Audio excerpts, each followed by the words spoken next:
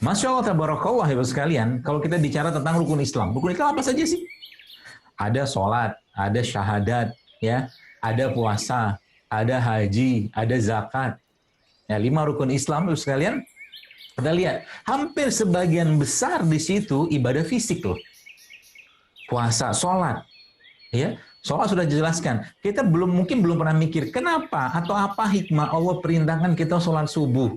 Apa hikmahnya, katakanlah terus Nabi katakan jangan tidur habis subuh. Apa hikmahnya Nabi memerintahkan lagi jangan tidur habis maghrib. Apa hikmahnya lagi kenapa ada sholat zuhur. Apa hikmahnya ada sholat asar. Apa hikmahnya ada sholat isya. Apa hikmahnya ada sholat zuhur. Itu semuanya menyesuaikan dengan frekuensi bumi, ya, gelombangnya bumi dan manusia yang tinggal di bumi tadi.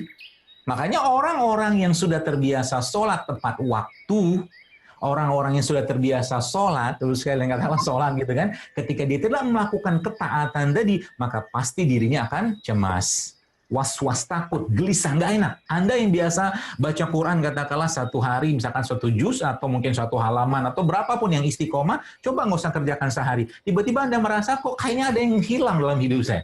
Itulah iman. Oke, jadi kalau boleh saya katakan syariat dalam agama kita yang mulia ini, Bapak sekalian, ya, itu semuanya menyehatkan. Kurang sehat apa? Saya pernah bilang, kurang sehat apa? Orang-orang yang katakanlah Masya Allah melakukan sholat tahajud. Tahajud itu ada saya baca satu buku dikarang seorang dokter anti-aging di Jepang. Dia cerita begini, dia bilang growth hormone itu, ya, growth hormone itu mulai memuncak emang tengah malam, ya, jam 10, jam 12 something seperti itulah.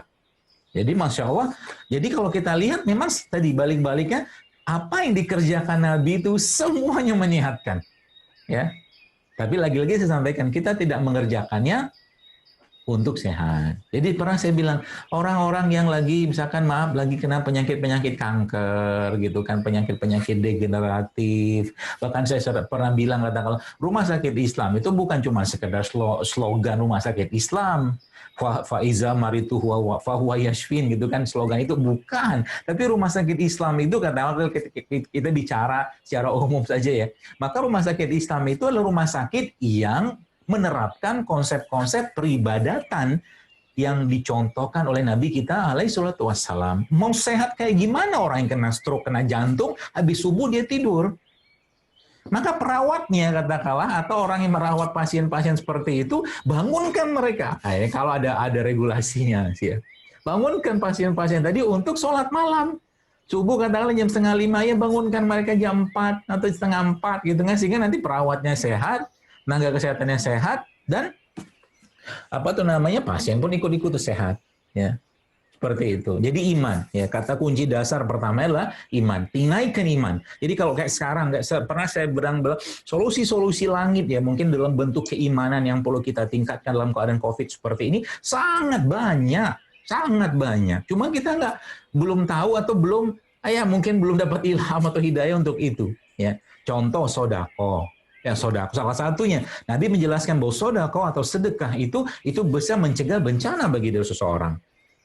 Ya, apa susahnya Anda atau mungkin kita pagi-pagi habis sholat subuh ambil handphone, ya, lalu Anda m-banking, mobile banking atau internet banking, atau kalau nggak keluar rumah Anda untuk bersedekah. Kenapa? Karena waktu pagi adalah waktu di mana malaikat mendoakan orang-orang yang bersedekah di pagi hari.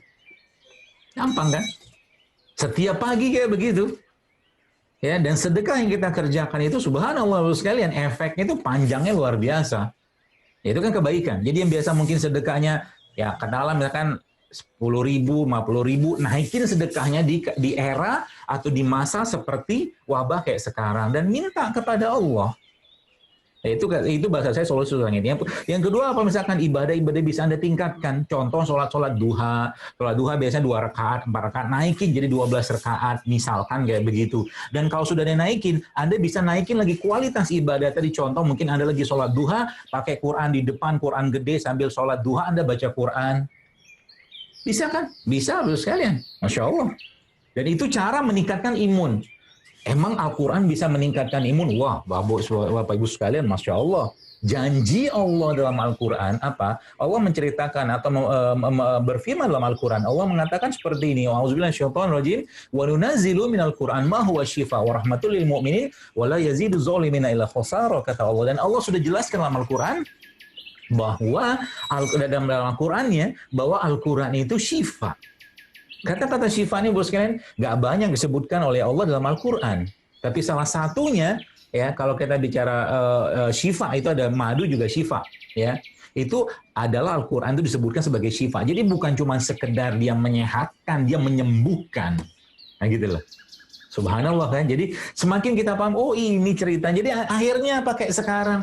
Saya nggak habis pikir ya. Begitu luar biasanya orang dengan virus ini, dengan wabah ini parno luar biasa. Udah parno mas sekarang menurut saya sih gitu kan. Apa ditakutkan? Waspada perlu, ikhtiar perlu, tapi nggak perlu juga berlebihan, ya. Karena yang pakai masker, katakanlah terus kena virus ini ada nggak? Ada juga, gitu kan. Yang nggak pakai masker ada nggak? Bukan itu poinnya, tapi poin yang saya mau jelaskan adalah bahwa yang namanya ajal bila masa pun tetap akan kena atau mungkin mendatangi seseorang. Tapi tawakal dengan ikhtiar tetap perlu kita jalankan. Ya, sebatas katakanlah tidak berlebihan juga gitu loh. Seperti itu. Ya, kayak tadi pagi saya telepon-teleponan dengan seorang sahabat saya, dia di Pekanbaru. Pekanbaru kan juga lagi ini nih, Masya Allah ya. Lagi zona hitam ya Pekanbaru nih sekarang ini. Saya telepon-teleponan sama dia itu dia cekak-cekik aja gitu kan. Ya, dia isolasi mandiri tapi dia pergi ke kebun gitu kan. Pergi ke kebun ya nanam apa segala macam ya. Dan badannya secara itu fisiknya fit lah gitu kan.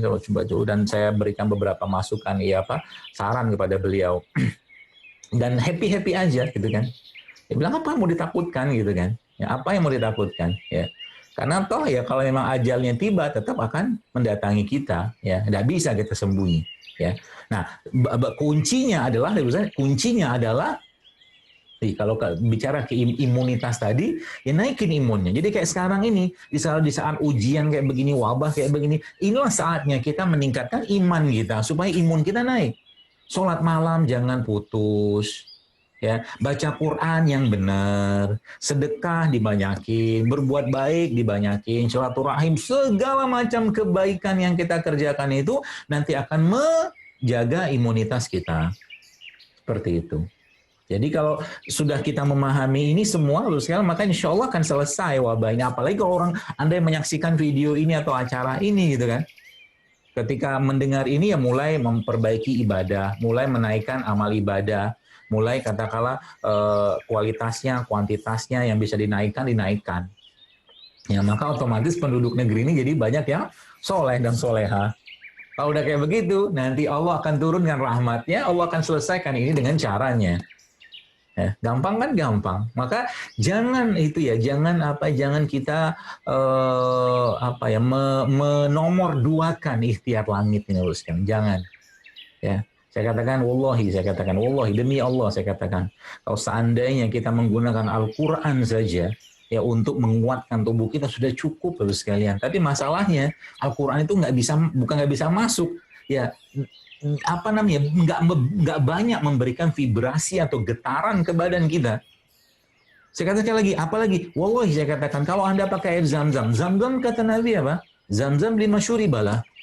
Zam-Zam itu sesuai dengan apa yang diniatkan oleh orang minumnya. Banyak orang minum Zam-Zam ya untuk sehat segala macam. Ulama-ulama zaman dulu, bahkan Umar bin Khattab radhiyallahu anhu mengatakan dalam sebuah asar dia meminum air Zam-Zam niatnya apa? Ya Allah, semoga dengan air Zam-Zam yang aku minum ini Engkau hilangkan dahagaku di padang mahsyar. Coba minum Zam-Zam. Jadi minumnya sekarang, minta nanti tuh. Imam Syafi'i meminum air Zam-Zam minta dimudahkan untuk menghafal Al-Qur'an. Ya, jadi kalau ini yang saya bilang coba kita perbaiki iman sehingga nanti apa? Itu gampang sebenarnya. Nanti baru kita bicara di imunnya ya sih ya. Seperti itu.